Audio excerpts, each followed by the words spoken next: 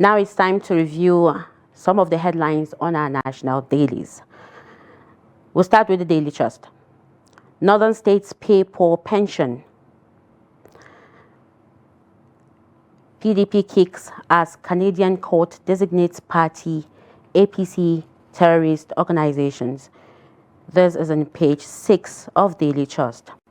Pastor beats children for spiritual cleansing. You can find this story in page 24. Alleged 189 billion fraud. What I told EFCC interrogators, says Tembual. You can find this on page 14. DSS grills Mahmuda terrorist groups leaders, page 12. I watched toilet bathrooms in Mushin to survive Falcons captain. You can find this on page 39. Provide safety net for Nigerians, Okonjo-Iweala tells Tinubu. Below the front pages of Daily Trust as by-elections, APC, PDP, ADC in show of strength tomorrow. You can find this story in page 7. All right, joining us to review some of the headlines of the pages of today's newspaper is Nuruddin Abdullah, editor, 21st Century Chronicles. Thank you for joining us this morning. Good morning, thank you. Yes, good Good morning. morning. All right, Smack, right in front on the Daily Trust, we have Northern states pay poor pension. What is your take on this? We've heard a lot of outcry due to, low wages when it comes to the pension. I think it's not surprising because how many northern states are paying the minimum wage? Not a lot. Just yesterday we heard that even in Kaduna they pay between 3,000 to 5,000 naira as pension for someone that served 35 years. So that's the key. Look at even those in service, not to talk of those who are no longer in the payroll of the federal, the state government. It's really like some of the respondents said to the story.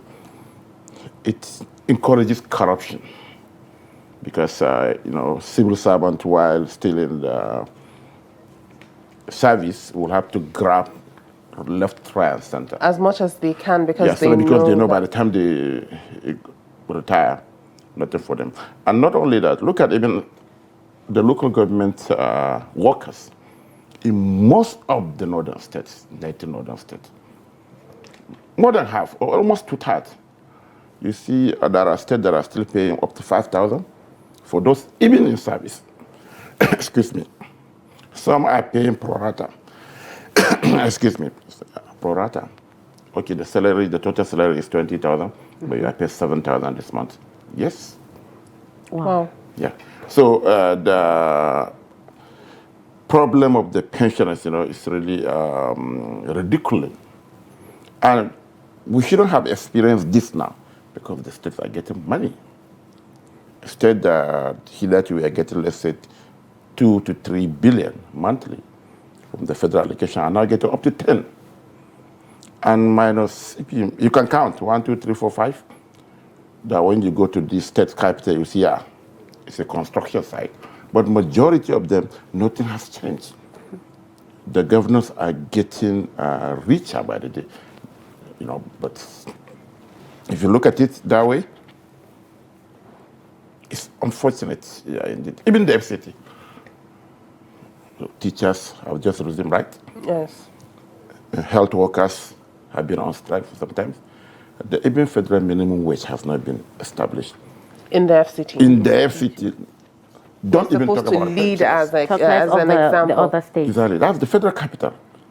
The teachers have gone for strike visit for almost 3 months. Health workers and other nurses as well. services. So these are people in service.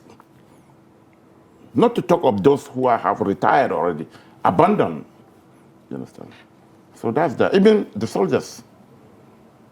They protested. They stormed the federal minister of finance last week, and that was the second time, I think, in less than 40 days. Yes. These are people that served, defended the country in the front lines, but they have been reduced to begging or they have to protest to even get this peanut you are talking about. So it's really unfortunate and ridiculous. Absolutely. But before we go ahead, there's something written in the detail. A few days ago, the Pensioners Union in the North disclosed that nearly a year after the federal government approved the 32,000 minimum pension, only 4 of the 19 states in the region have implemented it. Why is that? That's what I'm saying. These are same states whose federal allocation has increased almost 3 to 4-fold. There are many states that collect 3 billion. Now they are collecting up to 10 billion. And they are not even doing capital projects because nothing has changed into the states. Yeah, few of them, work is ongoing here, whatever that means. So where is is the money going? If exactly. people are not given what they're due, and if projects are not being implemented, so that is a lot to unpack. Just earlier we heard that the NLC has given a 7-day ultimatum to go on a strike. We've seen the Academic Staff Union of Polytechnics as well given a 21-day ultimatum. So what is going on in Nigeria? The country is getting richer, but the infrastructure in particular remain dilapidated, and workers remain, how do I put it, ignored. So the pensioners, how many northern states have implemented the 70,000, including the FCT, minimum wage, even the federal government, almost a year. Mr. President has signed that into law, but now they have reduced, is it the wages award? They paid only for 2 months. They are not even talking about the implementation of the minimum wage. They are talking about the 35,000 wage award, whatever that means, including the FCT. So it's something needs to be done, actually. I think it's left for the opposition parties, civil society organizations. Unfortunately, I do say all the time, the civil society organizations are now concentrated at the center, the Senate, the presidency. We have 36 state subnationals collecting billions. Nobody is asking them what they do with it. You should ask this guy, why are you paying 5,000 for heaven's sake for somebody that has served for 35 years? Why are you still paying, let's say, 30,000 for somebody that is working for you? I mean, you have Renew Hope, whatever, and what. The civil society need to beam their searchlight. They are collecting billions. These things are traceable. Check the last month, they collected 1.8 trillion, the biggest in the last couple of years. But where is the money? No roads projects, no water projects. Schools are still dilapidated, embarrassingly dilapidated. In state capitals, in some of them shouting distance to the government house. But they are collecting money. So the civil society, in particular, need to look backward. Ask these governors, ask the local government chairman, what are they doing with the money? You know their payroll. Okay, you are paid salary for this. What is the balance? If you ask them this year, there is FY for heaven's sake. But everybody is talking about the National Assembly presidency. But we left the subnationals closer to the people. So maybe by the time you start doing that, maybe the governors, you ask them today, you ask them tomorrow, maybe they'll be. And when you start naming, shaming them, it happened, I won't mention the state, in one of the states. There is a journalist who is advocating for it. He will just go to the state. Say, this is a secondary school, science secondary school, shouting distance to the government house. No chairs. Embarrassment, you understand? But you collected so. So where's the money going? So they have to be called out. Of course, exactly. You have to call them out, name them, show them, and maybe they will act. All right, let's look at this headline. It says alleged 189 billion naira fraud, or what I told the EFCC interrogators, says Tomball. You know, we've heard this allegations that he was arrested due to the fact that there was a disagreement or a lack of followership from him to the APC and somewhat of that area, and then afterwards he was set on bail. So what is your take on it, and you know, the interrogation as well? So to be clear, you know, EFCC's mandate is to investigate financial crimes, right? So they have every right whatsoever to invite, to grill, as a journalist you normally use, to investigate, to detain a suspect, but within the confine of the law. But unfortunately, when these investigations, you know, they have the, what do you call it, they have a semblance of political witch hunt. You know, the entire system is rubbished. Anyways, Fayoshe has just been discharged and acquitted, right? Not long ago. I think about 2 governors. So the whole thing is just a circus.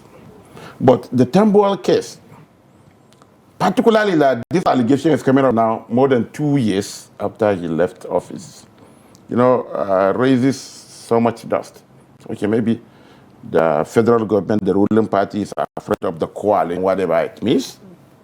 Yeah, people who were in this government, they brought this government to power. 2 years after, they parted ways, they jumped to another ship. Maybe by the time that maybe eventually, if they form government, the same characters now will equally not get what they want, and they will jump ship and form another party, coalesce again. So, but nothing wrong for EFCC to recover stolen funds. It's their mandate, and we'll be happy. But don't cherry pick. Maybe, you know, in the last, was it during Buhari's time? Whatever your sins, if you jump into the ruling party, you are forgiven, you have been baptized. So that's the issue. That's why many people are saying, this is a witch hunt, because he's one of the leading actors in the opposition coalition. But for me, if actually he has stolen this 189 billion, he should be brought to book and the money should be recovered. But I don't want a situation whereby maybe now, tomorrow he will join the ruling party and the matter will die natural death. Right. Or they will waste our time like they did on Fayoshe, Fani Kayode, only for the court to say that, no, you are free, discharge and acquit, after wasting our time, or wasting money. Out of you. Yeah, right. Thank you very much, Mr. Nuruddin Abdullah, for always, you know, giving us an insight on, you know, or helping us review the front pages of our national dailies. Thank you so much. You're most welcome. Thank you for analyzing our headlines today. Okay, thank you so much. Okay.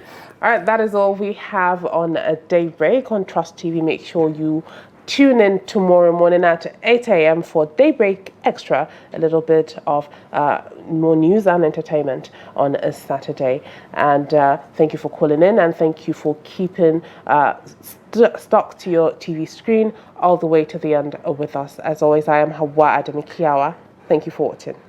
That's right, Hawa. Myself and Fatima will be here 8 a.m. tomorrow for Daybreak Extra. We can't wait to have you. I am Maria Medris. Have a nice day ahead.